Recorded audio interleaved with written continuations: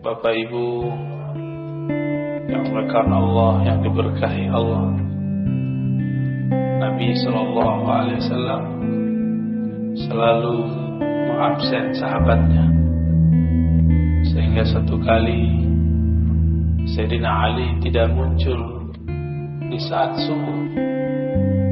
Maka beliau bertanya, "Aina Ali?" Di mana Ali?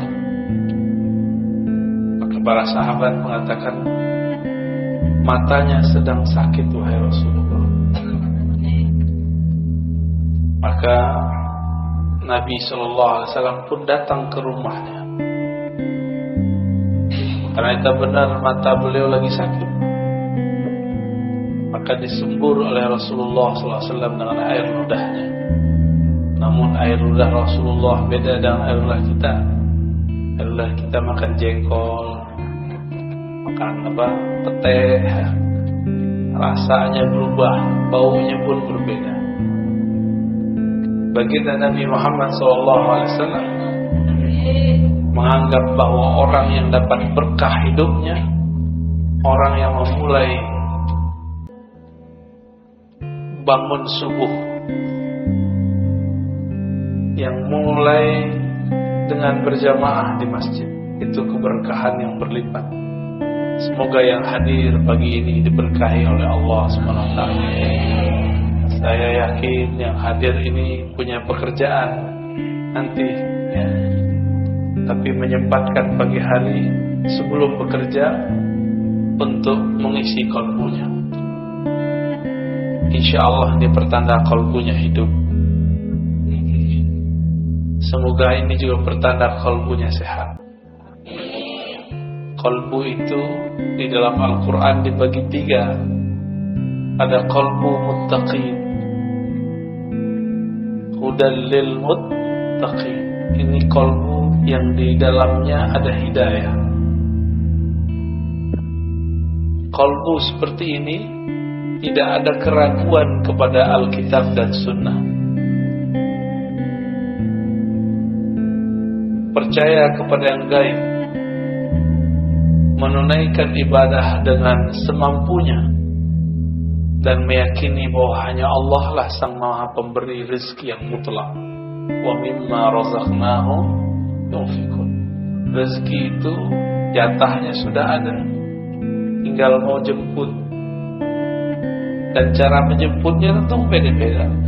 Ada orang menjemputnya berangkat pagi pulang sore. Ada yang cuma duduk-duduk di rumah, duitnya ngalir terus. Ada yang harus banting tulang, badan sudah hancur, tapi tidak kunjung juga dapat, ya. Karena cara dia menjemputnya tidak sesuai. Saya doakan apapun keadaan kita, semoga itu dalam berkah dari Allah Subhanahu wa Ta'ala. Keberkahan itu hanya diyakini oleh orang-orang yang muttaqin, yang percaya dan hatinya ada nur yakin. Maka disebut muqinun. Mereka ini orang-orang yang yakin, orang-orang yang penuh keyakinan. Ini disebut qalbul muttaqin. Qalbu apa? Qalbu ini qalbu yang sehat. Makanannya qalbu itu Quran. Isi Quran hudan linnas, hidayah. Bukan lip sync, bukan gaya-gayaan. Mau sholat diputer, itu namanya cuma ingat-ingetin. Bukan mushaf itu saja dibawa kemana-mana, bukan. Tapi ketika dia menghayati isi. Maka jangan terlalu nafsu baca Quran. Baca Quran itu dengan ketenangan qalbu. Baca Quran jangan nafsu, cepat-cepat khatam. Membacanya penuh dengan penghayatan. Semoga di masjid ini nanti ada majelis tafsir Quran berdasarkan kitab-kitab yang sahih, kitab-kitab yang ditulis oleh para ulama ahli tafsir. Gak usah banyak-banyak, 1 ayat 2 ayat, tapi jalan terus. Karena Nabi mengatakan makommu nanti di surga adalah di akhir ayat yang kau baca dan pelajari. Nanti kita terakhir bacanya apa, disitulah makom terakhirnya. Percaya nggak tuh? Percaya ya. Apa kata Allah? Irqi, naiklah kamu. Makomnya naik terus, satu ayat beda dengan orang di samping. Itu udah ibarat langit satu dengan langit dua makomnya.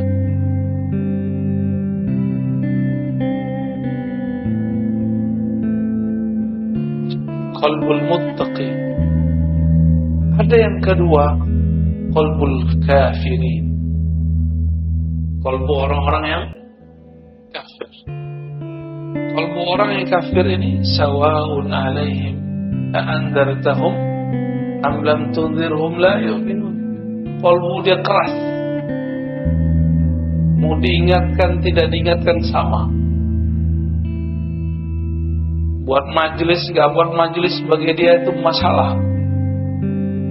Azan keras-keras bagi dia masalah. Semoga tetangga-tetangga masjid di sini kolbunya tidak ada yang kolbul kafiri. Ya. Malah senang kalau di depan rumahnya banyak berjejer mobil, motor. Ketika orang ramai ke masjid, dia rela. Ketika pintu pagarnya tertutup, itu orang kolbunya pertama, bukan kolbu yang kedua. Kolbul kafirin, Allah kunci kolbunya. Khatamallahu ala qulubi. Walaupun kita sodorkan ayat kepadanya, kita sodorkan hadis kepadanya,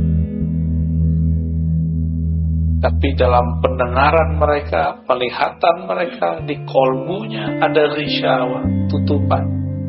Inilah yang membuat mereka tidak dapat menangkap rahasia-rahasia ayat.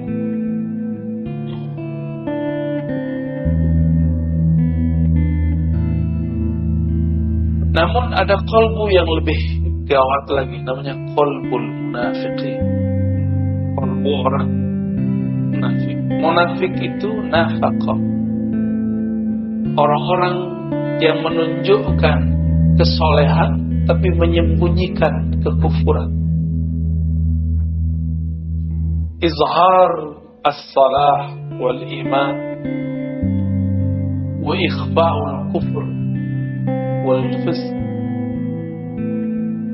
Menyembunyikan kebusukan hatinya, kekufurannya, ingkarnya, menunjukkan kesolehannya. Maka orang begini ketemu orang beriman yang pertama, kelompok muttaqi, usahakan soleh. Nanti ketemu orang-orang kafir pun dia ejek lagi itu orang-orang yang muttaqi. Namun karena mereka ini menyembunyikan kekufuran, sangat sulit untuk mendeteknya. Mendeteksi ini orang ini siapa sebenarnya. Disebutkan di dalam Al-Quran bahwa mereka ini mengatakan beriman kepada Allah dan hari akhir, tapi sebenarnya mereka tidak percaya.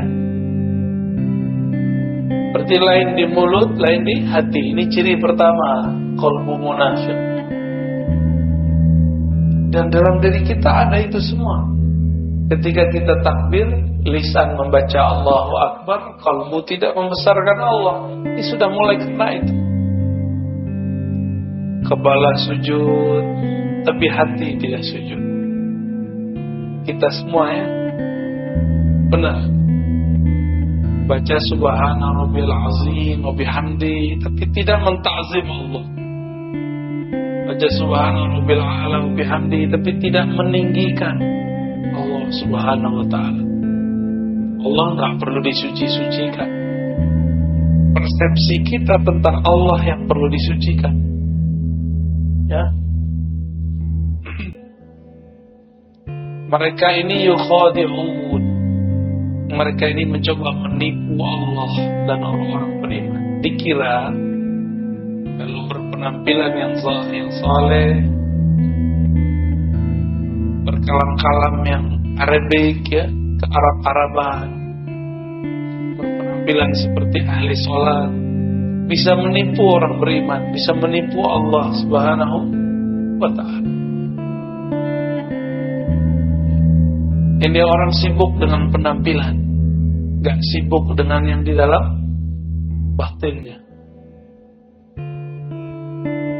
Inilah nasib orang-orang munafik, disebut qalbul munafiqin. Qalbu munafik itu dikatakan dalam Al-Quran, fi qulubihim marad, di kalbu mereka ada penyakit-penyakit. Ayat ini menunjukkan bahwa penyakit itu tidak hanya yang zahir, penyakit kepala. Kalau bapak ibu ini penyakit kantong ya. Ngomong sama dia duit aja isi otaknya. Apa kabar? Apa kabar? Dompet kurang. Omongannya duit. Kan ngomongin Allah. Ada lagi ngomonginnya kawin. Kapan membicarakan Allah Subhanahu wa ta'ala? Maka disebutkan dalam ayat lain, wala yazkurunallaha illa qalila. Munafik itu kalbunya tidak ingat, tidak sebut Allah kecuali sedikit.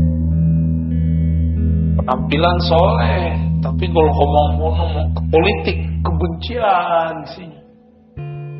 Enggak ingat Allah Subhanahu wa ta'ala. Mereka lah yang merusak dulu, merusak di zaman Rasulullah sallallahu alaihi wasallam. Mereka tidak punya tempat di sisi Rasul sallallahu alaihi wasallam. Maka mereka membuat masjid baru, tandingan masjid Nabi, masjid Dirar, masjid yang ingin merusak warisan umat Islam, masjid tandingan.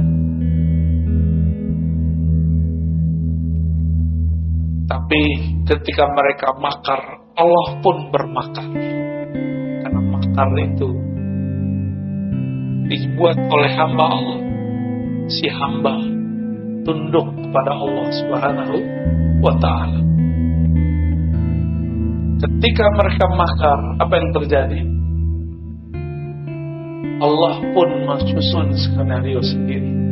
Tiba-tiba Rasulullah mengirim Ibnu Malik untuk nyamar jadi orang munafik. Satu kali Nabi sallallahu alaihi wasallam diundang oleh beberapa sahabat untuk makan di rumahnya. Ketika giliran sampai di seorang sahabat, Nabi diminta sholat di rumahnya. Ternyata ini rumah baru diresmikan. Itulah dalil kalau kita baru naik rumah, diundang ulama, guru ngaji, sholat di situ, sholat sunnah kan atau sholat apapun, itu bukan bid'ah ya. Nggak tahu, tanya aja dalilnya, jangan bilang bid'ah mulu. Apa istilah orang sini? Kalau rumah baru kita huni itu apa? Naik rumah ya, benar. Samalah dengan istilah kampung saya. Makanlah Nabi Sallallahu Alaihi Wasallam di sana. Selesai makan, ngobrol. Tahu-tahu Nabi nanya, Aina fulan, Aina ibn Malik, mana si Malik? Berkatalah sahabat Nabi yang lain, wahai Rasulullah, itu si Malik munafik. Dia masuk, wajahnya wajah munafik. Masa dia hadir di masjid Dirar, kira-kira begitu. Apa kata baginda Nabi Sallallahu Alaihi Wasallam? Pada pelit selawat ya, dari tadi saya ngetes, itu cuma ada yang selawat depan. Ya, antum nanti panggil-panggil Nabi cuekin karena nggak pernah selawat di dunia. Sebut nama Nabi lewat aja, bengong aja. Udah sadar belum? Masih dalam tidur ya? Masih tidur? Wudu lagi. Nabi Sallallahu Alaihi Wasallam ketika beliau bertanya, di mana Malik Ibnu Malik? Jawaban para sahabat radhiyallahu ta'ala anhum, dia munafik wahai Rasulullah. Lalu Nabi SAW mengatakan, jangan kamu katakan dia munafik. Kenapa? Li'annahu, karena dia berkata la ilaha illallah Muhammadur Rasulullah. Dari kolbunya dia baca. Jadi Nabi ini melarang orang kalau sudah syahadat terus kita tuduh, itu dilarang. Cuma karena beda masjid, apalagi beda partai, apalagi nanti beda coblosan, itu nggak ada urusan antara munafik dan tidak munafik. Di partai manapun ada orang munafik, ada orang mukmin, ada mukhlis, ada yang bermuka 3, bermuka 2, ada yang muka 1, ada lengkap semua. Bisa jadi orang yang dituduh itu bukanlah seperti yang dituduhkan kepadanya. Nabi SAW membersihkan nama sahabat ini. Ternyata itu orang adalah orangnya Nabi, disisipkan kepada orang munafikin. Jadi tenang aja. Katanya corona ini buatan-buatannya mereka ya. Biarin, tenang aja. Emang Allah tidur? La ta'khudhuhu sinatun wala naum. Allah tidak pernah tidur, ngantuk.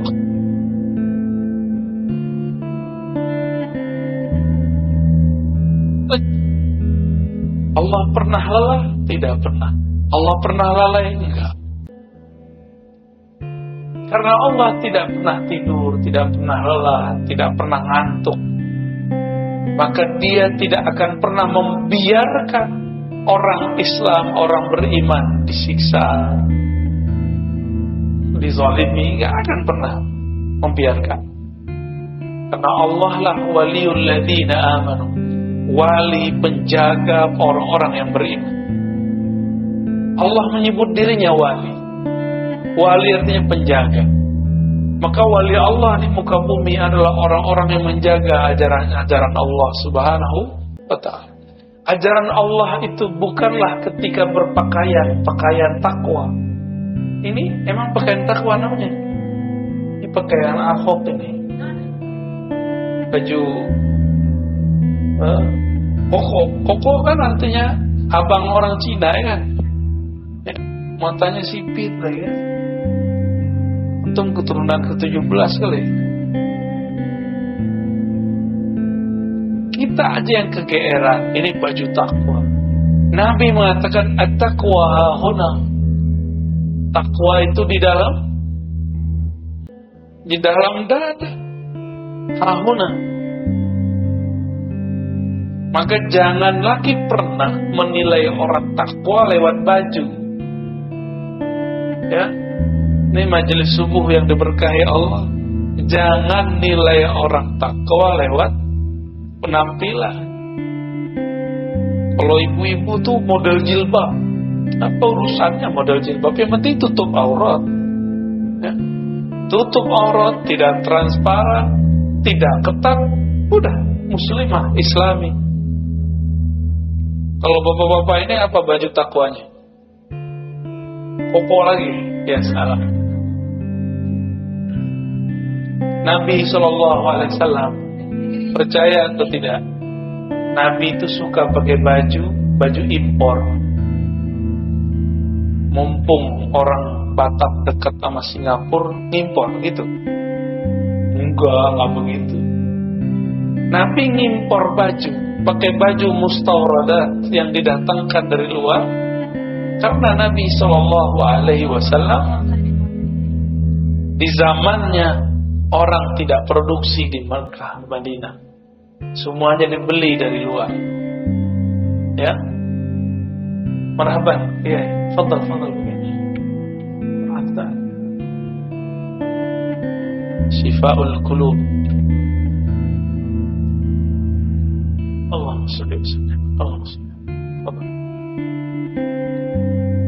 Qalbu munafiqin, inilah yang perlu kita kenal. Ada enggak karakter itu dalam diri?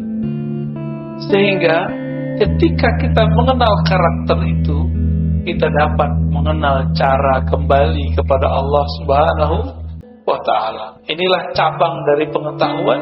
Man arafa nafsahu faqad arafa rabb. Jadi mengenal diri itu bukan hanya ngomongin diri terdiri, diri terpari, diri terpapar, apalagi itu macam-macam ilmu kajian diri. Bukan itu aja. Mengenal penyakit di dalam diri itu adalah bagian dari ma'rifatun nafs. Mengenal diri. Jangan ketinggian ngomongnya. Badanku, tubuhku, sifat Allah, kalbuku, nur Allah. Apa itu ya? Nanti ngomong itu. Emang dengan berkata begitu kita usul kepada Allah kan enggak? Ya, ada masanya ngomong begitu. Tapi enggak benar juga.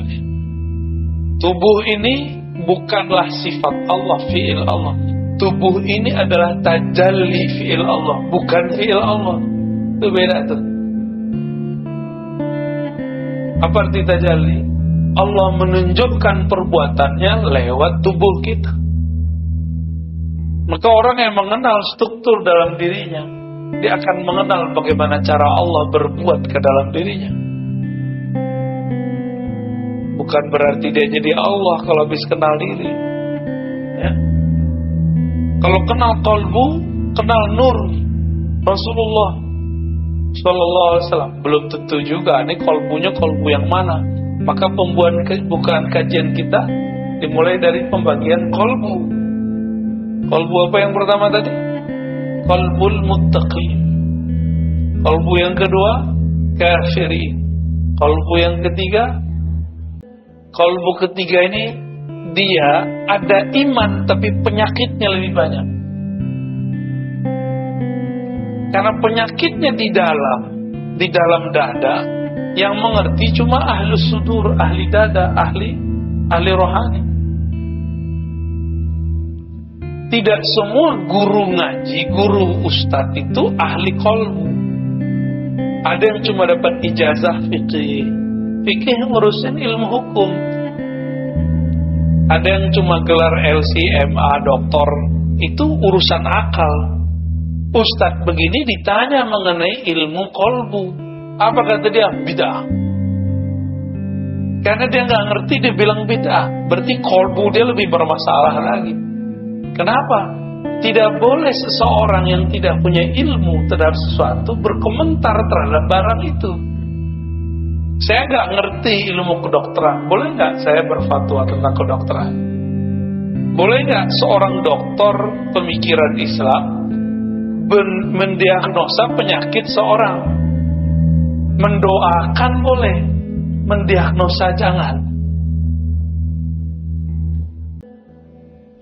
Saya mau tanya, dokter itu berapa tahun dia kuliah? 4 tahun. Koasnya berapa tahun? 2 tahun. 6 tahun baru jadi pakar ilmu penyakit zahir. Dan itu pun belum spesialis. Baru umum. Sama ustadz, kalau belajar agamanya baru yang zahir-zahir doang. Ya dia cuma pakar ilmu yang zahir. Jangan menjawab perkara yang batin. Ini ada orang gak pernah ngaji tasawuf, ditanya mengenai tasawuf, apa kata dia? Oh jangan belajar tasawuf, gila. Tetangga saya belajar tasawuf, gila. Tuh berarti kasat mata yang dihitung. Terus untuk apa dia belajar selama ini? Percuma dia belajar selama ini. Ada nggak orang kerja terus diberhentiin, apa namanya itu, di PHK, stres? Ada nggak? Ada nggak orang kapok bekerja? Kenapa orang nggak kapok bekerja? Lebih banyak orang stres karena di PHK daripada belajar zikir. Karena syaitan tidak pernah diam jika ada hamba Allah ingin belajar tentang Allah. Gak mau syaitan diam. Makanya guru-guru ngaji, guru-guru tasawuf, guru-guru mursyid tidak akan dibiarkan oleh syaitan, kecuali dia akan membisikkan wali-walinya, wali-wali syaitan, untuk ikut menyerang ahli-ahli tasawuf itu. Maka ciri-ciri tentara syaitan adalah menyerang ahli zikir, menyerang mursyid-mursyid yang bersanad tarikatnya kepada Rasulullah Sallallahu Alaihi Wasallam. Karena hanya itulah cara menjauhkan umat dari pewaris-pewaris Rasulullah Sallallahu Alaihi Wasallam. Setan itu nyata atau tidak? Tampak nggak? Tampak tidak, nyata iya. Tampak tidak, nyata iya. Apa kerjaan syaitan? Yuwaswisu. Apa arti yuwaswisu? Membuat was-was. Yuwaswis bahasa Arabnya itu kata kerja yang sedang, akan, dan selalu. Jadi syaitan itu gak akan pernah diam untuk membuat suuzannya umat lewat lisan-lisan da'i-da'i yang juhala, yang jahil. Bukan da'i ilallah, dia da'i kepada dirinya, bukan da'i ilallah. Supaya umat jauh daripada ma'rifatullah, mengenal Allah Subhanahu wa ta'ala. Apa ciri-cirinya? Mereka menghina kajian-kajian ma'rifatun nafs, menghina kajian mengenal diri. Karena pintu satu-satunya mengenal Allah hanyalah mengenal diri. Saya mau tanya Bapak Ibu, sholat di tengah rumput, di tengah hutan, dengan di masjid, khusyuan mana?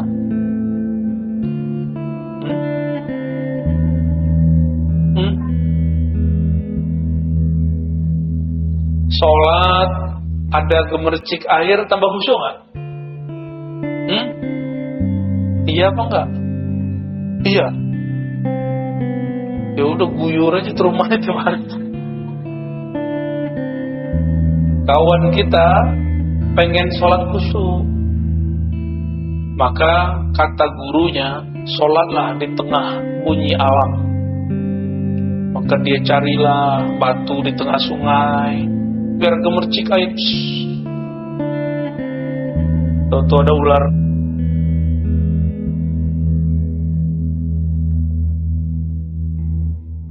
Katanya sholat dengerin suara alam, dengerin suara alam. Dia kira kalau dengerin suara-suara begitu bisa khusyuk. Berarti khusyuk dia di telinga. Kalau mendengarkan suara gemercik air bikin khusyuk, terus orang, mohon maaf, orang tuli bisa khusyuk gak?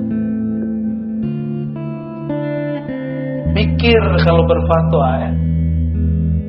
Nggak tahu jalan khusyuk, tanya kepada orang yang khusyuk. Khusyuk itu mata tertunduk ke tempat sujud, kepala tersungkur ya, menyentuh lantai. Zahirnya tuh qalbunya kemana? Qalbunya menghadap kepada yang membolak balik qalbu. Allah bertempatnya enggak butuh tempat. Tempat yang butuh Allah. Allah tidak memerlukan tempat. Semua tempat ini memerlukan Allah Subhanahu wa ta'ala. Lalu bagaimana cara menghadapkan qalbu kepada Allah? Hadapkanlah qalbumu ke dalam qalbumu. Mulailah memandang ke dalam diri. Saya sebut Allah atau tidak? Jangan sibuk lagi membicarakan orang. Ini kajian tazkiyatun nafs, kajian penyucian jiwa, tapi isinya nyala-nyalain orang. Kajian tasawuf tapi membid'ahkan thariqat orang. Kajian zikir-zikir tapi membid'ahkan zikir orang yang berbeda. Katanya kajian tazkiyatun nafs. Tazkiyah artinya menyucikan diri bukan nyalahin orang lain. Itu dua hal yang berbeda. Akibat tidak mau menyebutnya dengan istilah tasawuf, ya. Jadi nggak usah malu ya para ustadz. Kajian tasawuf sebut istilah tasawuf, karena tasawuf itu seperempat dari ajaran agama ini. Pertama bab akidah, yang kedua bab al-Islam tentang fikih, yang ketiga bab tasawuf, yang terakhir bab akhir zaman. Tapi jangan salah guru juga tuh akhir zaman. Kalau nggak beres yang nomor tiga ini jadi cocok logi. Karena kalau kolbunya nggak selamat.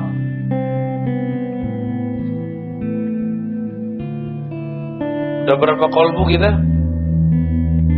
3. Orang kolbu munafik ini wajahnya terlalu banyak. Terlalu banyak. Datang ke orang beriman, dia ngaku beriman. Datang ke kelompok A, seakan-akan dia kelompok A. Nanti ketemu yang gak percaya kepada Allah, oh dia ejek-ejekin tuh orang beriman, kawan-kawannya. Saya itu kalau ke masjid itu gak enak sama tetangga. Nanti kalau dilihat sama tetangganya, kok kamu duduk sama orang itu? Ya, jaga persahabatan. Selalu bermanis-manis mulut. Orang-orang munafik itu diajak buat baik, apa kata dia? Oh kami lebih baik. Innama nahnu muslihun, kami udah duluan daripada ente. Ya. Diajak beriman, dia bilang orang beriman itu orang bodoh. Nih, mukanya banyak. Mukanya terlalu banyak. Bapak ibu yang melakukan Allah, jangan banyak-banyak muka. Muka kita cukup satu, menghadap kepada Allah Subhanahu wa taala. Wajjahtu wajhiya lilladzi fataras samawati wal ardh. Aku hadapkan wajah. Wajah itu adalah sesuatu yang menghadap. Maka disebut ini wajah. Padahal ini bukan wajah sebenarnya. Wajah yang sebenarnya bukan ini. Wajah itu ada di kolbu. Kolbu itulah yang menghadap kepada Allah Subhanahu wa ta'ala. Ada sebenarnya kolbu yang di atas 3 kolbu ini. Kolbul awliya, kolbunya para wali. Apa ciri-ciri kolbu para wali? Salamatu sudurihim, sadrnya, dadanya, hatinya selamat daripada penyakit-penyakit kolbu. Enggak hanya itu, dia selamat daripada suudzon. Tidak hanya itu, selamat dari syak. Ini kolbu para wali, dan di dalamnya berisi tentang berlian-berlian ma'rifatullah, mengenal Allah Subhanahu wa ta'ala. Maka para aulia itu di kolbunya ada kitab, baca ayat. Ada ustadz baca ayat, wali baca ayat, hasilnya beda. Karena di kolbu dia ada kitab yang Allah turunkan ke dalam kolbunya, itu disebut ilmu laduni. Kolbunya wali Allah ini la khaufun alaihim wala hum yahzanun. Mereka tidak gelisah, gak ada sedih yang berkepanjangan. Kenapa? Qulubuhum ma'muratun bi dzikrillah. Kolbu mereka makmur menyebut nama Allah. Ramai di kolbunya sebutan asma, nama-nama Allah Subhanahu wa ta'ala. Masih ingat waktu kecil dulu takut ada pohon besar, lampu nggak ada. Ini Batam ini kan baru banyak lampunya kan beberapa tahun belakangan ini. Dulu kan belum. Yang paham maksud saya, kalau kita lewat di satu tempat yang gelap, kita kata orang ngucap gitu ya. Ngucap apa? Guru saya diajarin sama dokter, ngucap pak. Dia nggak tahu itu ulama, maka dia kerjain tuh dokter, ngucap. Lagi diperiksa sama dokter, dia sakit, tapi nggak kelihatan sama alatnya. Saya sakit dokter, ngucap pak, udah tua nggak mau ngucap. Maka dia bilang ngucap. Itu ulama. Dokter ini nggak tahu yang dia pegang ini seorang mursyid, guru ahli zikir, guru saya Abuya Hasan Basri namanya.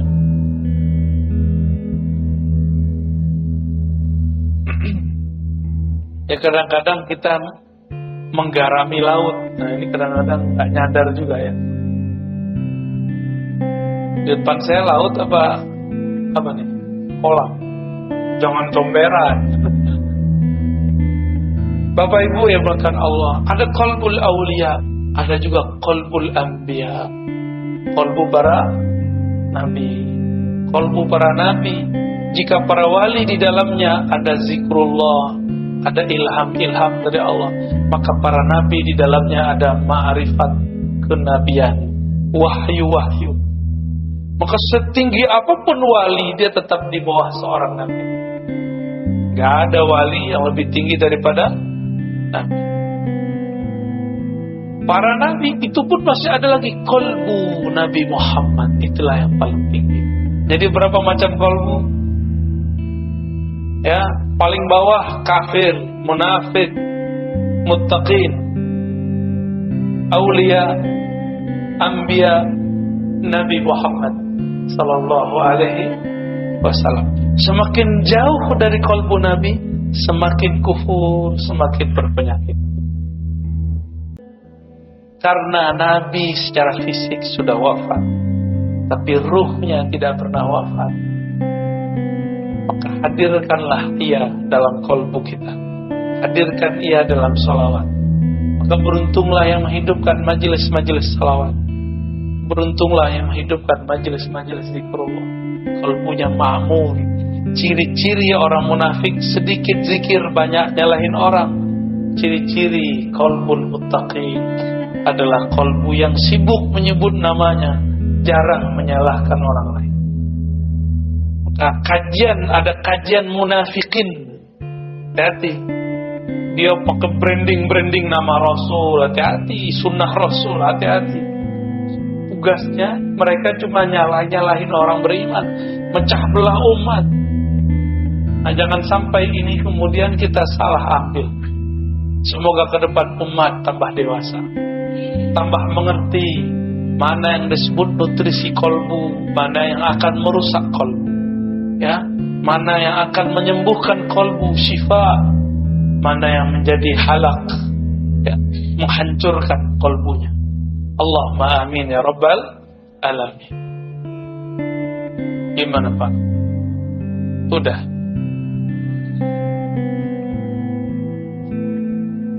Suatu kali ada seorang sahabat tanya kepada Rasul, hadis sahih Muslim sallallahu alaihi wasallam, wahai Rasulullah, aku senang dipuji,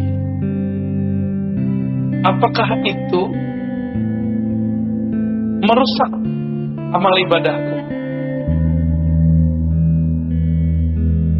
Aku dipuji orang lain, padahal aku tidak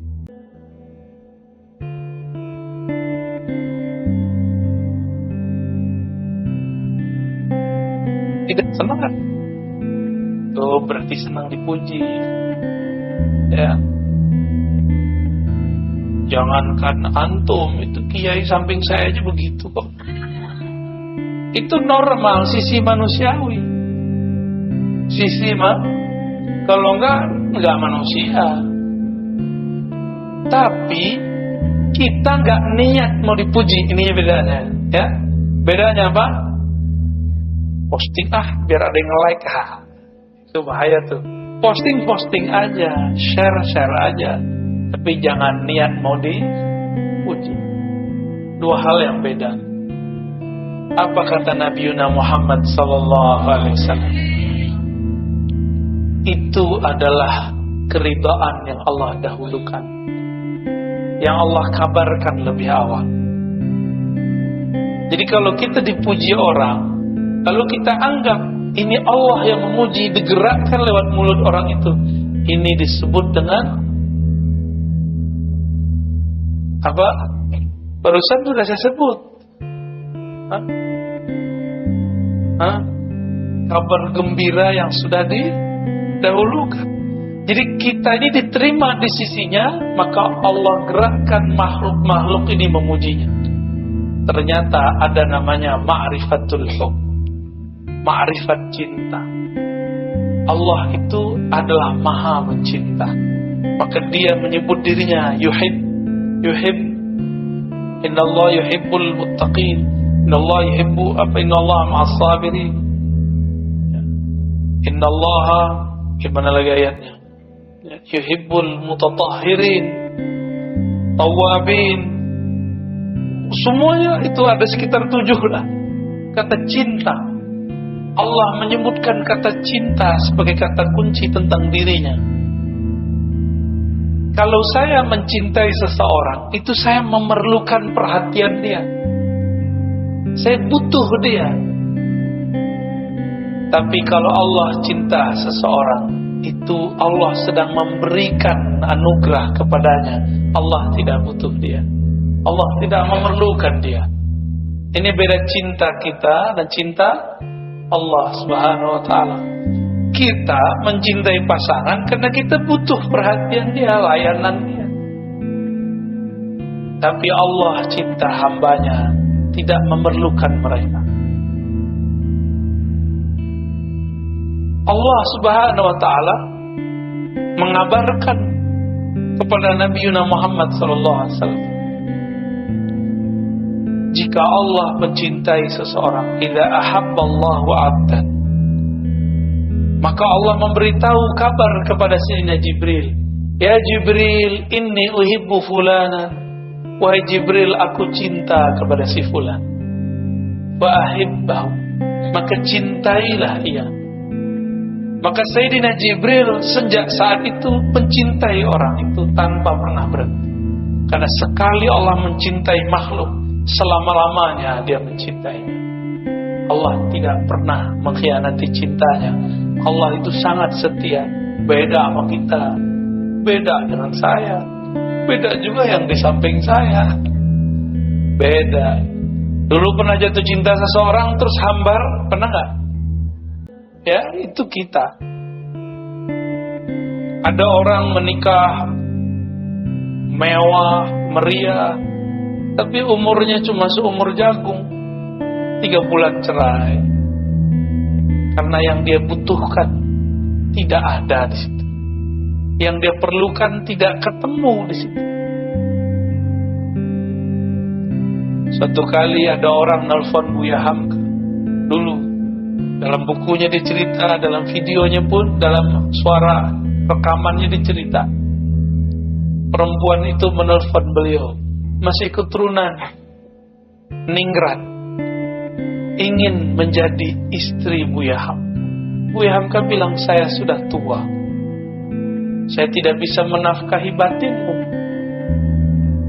Apa kata dia? Saya tidak perlu, wahai Tuhan, saya hanya ingin membersamai Buya. Wah, gawat itu. Tapi begitulah cinta. Dia hanya ingin khidmah kepada yang dicintainya. Bunuh dulu handphonenya ya, matikan. Itu bahasa halusnya. Matiin itu bahasa kasar itu. Sama kasar dengan bunuh. Tuh matiin. Mengganggu orang lain kalau saya nggak terganggu.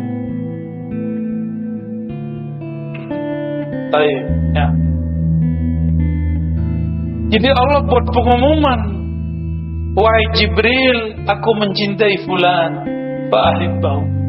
Maka Jibril turun ke langit ke-7, mengatakan, ya ahlas sama, wahai penduduk langit, innallaha yuhibbu fulana, Allah cinta kepada seorang fulan ini, fa ahibbuhu, maka cintailah mereka. Malaikat butuh cinta gak? Enggak, malaikat itu makhluk yang enggak butuh cinta juga. Dia enggak ada syahwat, dia enggak perlu perhatian. Malaikat itu makhluk yang statis, kaku, disiplin. Itu malaikat. Mirip-mirip kayak robot, tapi robot Allah. Jadi kalau saya menyebut, biar antum paham, malaikat itu makhluk kayak apa? Kayak robot. Sesuai dengan apa program dia begitu aja. Begitu aja, gak bisa dirubah-rubah. Maka semua malaikat dari langit ke-7, langit ke-6, sampai ke langit pertama mengatakan, inni uhibbu fulanan, aku cinta kepada fulan karena Allah cinta kepadanya.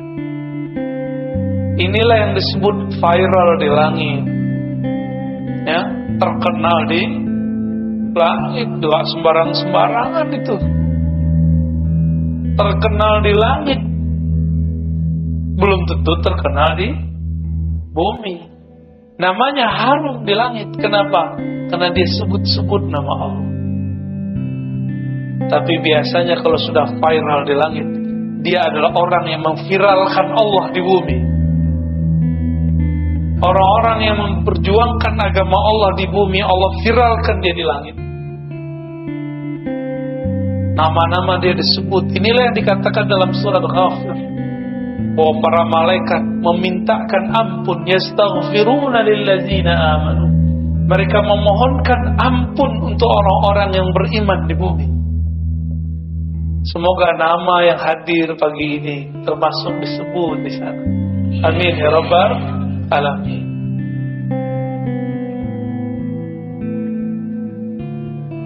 Tentu kalbu mereka ma'muratun bidzikrillah.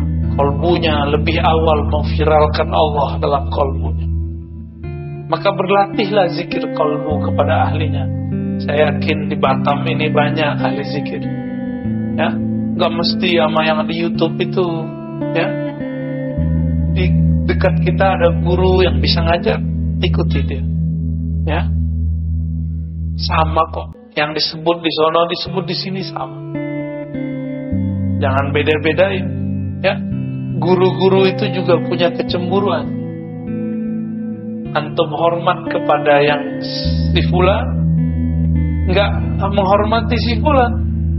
Siapa tahu sisi manusiawi dia muncul. Nanti dia cemburu. Kalau sudah cemburu, setan masuk. Setan bisikin lewat muridnya. Pak Ustaz, itu tuh ajarannya pindah tuh. Wah, mulai konflik. Terjadilah konflik antara ustaz dengan ustaz. Itu orang si murid ini dipinjam oleh si setan. Yuwaswisu, membuat was-was. Nama setannya Khannas. Jadi kalau buat majelis, masuk ke satu majelis, bacalah kul yang 3 itu. Jadikan wiridan, kalau enggak jadikan wirid setiap ba'da sholat. Supaya kalau kita ketemu orang, bermajelis, kita jauh dari was-was. Diwas-wasin orang kita cut, enggak benar. Ciri-ciri kalbu sehat. Ada orang gosip, Mas Anu tuh orangnya begini nih, enggak benar nih. Si kalbu yang sehat bilang, oh enggak, maksud dia enggak begitu. Terus kalbunya sehat itu. Tapi kalau dia bilang, oh iya nih kemarin saya digituin sama dia, kena tuh, ya. Berarti marid dan marid fi qulubihim maradun fazadahumullahu marada. Bertambahlah penyakitnya. Ketemu lagi orang berpenyakit kalbunya, tambah lagi. Mirip virus dan lebih dahsyat daripada corona.